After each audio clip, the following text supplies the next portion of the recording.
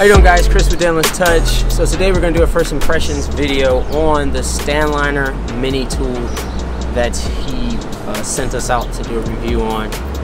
So there's a little differences in the standard tool. Hopefully you guys can see this.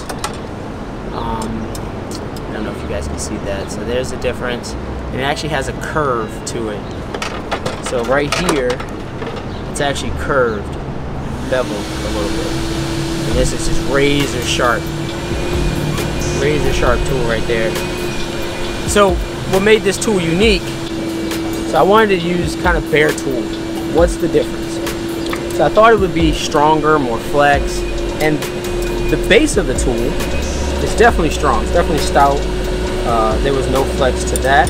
But when it got to the tip, it kind of contoured to the dent. This was kind of bent up. It was easy to bend back, but it contoured to the dent, and I was able to just get perfect leverage. I'm trying to explain it the best way I can without you guys physically using the tool.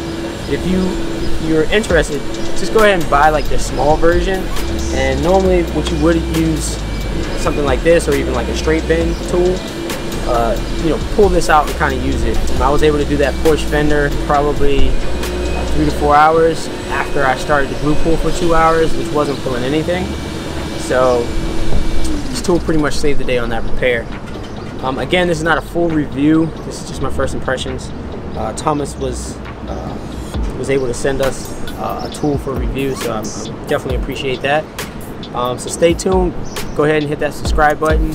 Don't forget to hit the bell for notifications, and we'll see you on the next video. Thanks, guys.